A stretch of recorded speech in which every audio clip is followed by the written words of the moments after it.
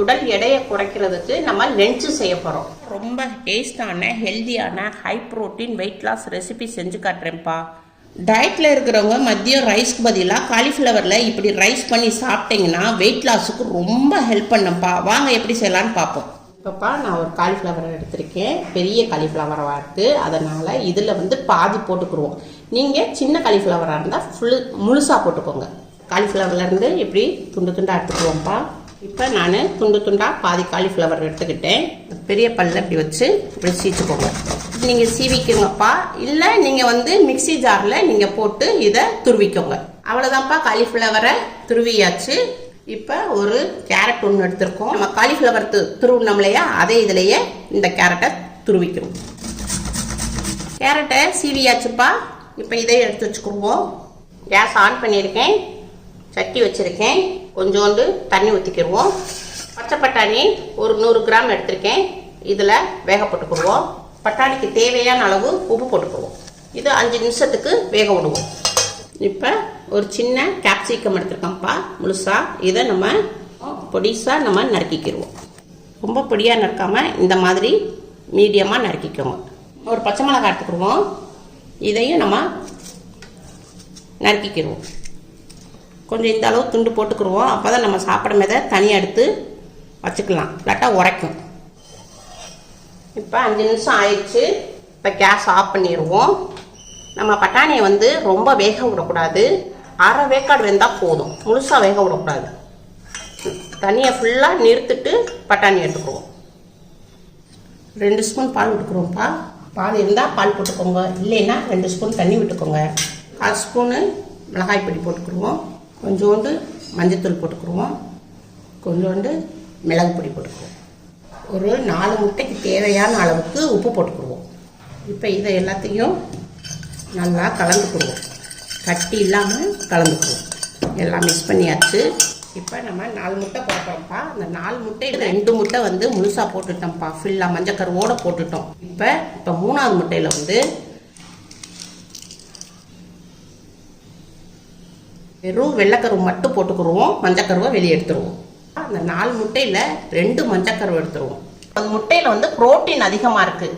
முட்டை சாப்பிடாதவங்க மீல் மேக்கரை எடுத்துக்கோங்க. இப்போ இதை நல்லா அடிச்சுக்குருவோம்.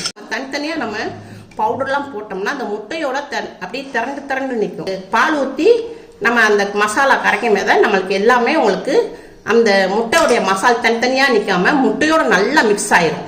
இப்போப்பா கேஸ் ஆன் பண்ணியிருக்கோம். ஒரு இரும்பு கடாய் வச்சுருக்கோம். சட்டி சூடாக இருக்குது. இப்போ இதில் கொஞ்சம் நம்ம லைட்டாக எண்ணெய் தடவிக்கிறோம். நம்ம அடித்து வச்சுருந்த முட்டையை நம்ம இந்த கடாயில் ஊற்றிடுவோம். ஒரு 2 நிமிஷம் வேகட்டும்.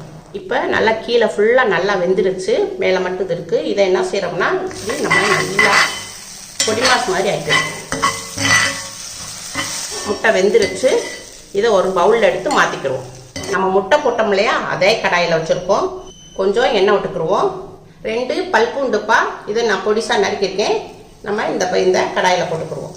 இப்போ ஒரு மீடியமான வெங்காயம், அதையும் நறுக்கியிருக்கேன். கடாயில் போட்டுக்குருவோம். இதை கொஞ்சம் வதக்கிக்கிடுவோம்ப்பா. இப்போ வெங்காயத்தை நம்ம கொஞ்சம் வதக்கியாச்சு. இப்போ நம்ம துருவி வச்சுருந்தோம்ல இந்த காலிஃப்ளவரை இதில் போட்டுக்குருவோம். இதையும் ஒரு வதக்கிக்கிடுவோம். இப்போ காலிஃப்ளவரை லைட்டாக வதக்கியாச்சுப்பா. இப்போ நம்ம துருவி வச்சுருந்த கேரட்டையும் இதில் போட்டுக்குவோம். கேரட்டையும் நம்ம ஒரு வதக்கிக்கிடுவோம். இப்போப்பா நம்ம தேவையான அளவுக்கு உப்பு போட்டுக்கிடுவோம். இது பிங்க் சால்ட்டு வெயிட் லாஸ் காண்டி நான் போட்டிருக்கேன். எல்லாத்தையும் மிக்ஸ் பண்ணிக்கிடுவோம். நம்ம வேக வச்சோம் இல்லையாப்பா பச்சை பட்டாணி, அதையும் இதில் போட்டுக்கிடுவோம். ஒரு பச்சை மிளகா நறுக்கியது இதையும் போட்டுக்கிடுவோம். ஒரு கேப்சிகம்கிட்ட இதையும் நறுக்கி வச்சுருக்கோம்ல, இதையும் போட்டுக்கிடுவோம். மிக்ஸ் பண்ணிக்கிடுவோம். இப்போ நம்ம கேஸை ஸ்லோ பண்ணிடுவோம். மீடியத்தில் வச்சுருவோம். இப்போ நம்ம ஒரு 5 நிமிஷம் ஸ்லோவில் வேக விடுவோம். இப்போப்பா நம்ம ஒரு 5 நிமிஷம் ஸ்லோலே வேக வச்சுட்டோம். காய் நல்லா வெந்துடுச்சு. ரொம்ப வேக விடக்கூடாதுப்பா. ரொம்ப வேக விட்டோம்னா காயில் உள்ள சத்துக்கள் பூரா போயிடும். அதனால முக்கால் பதத்துக்கு நம்ம எடுத்துக்கிறணும்.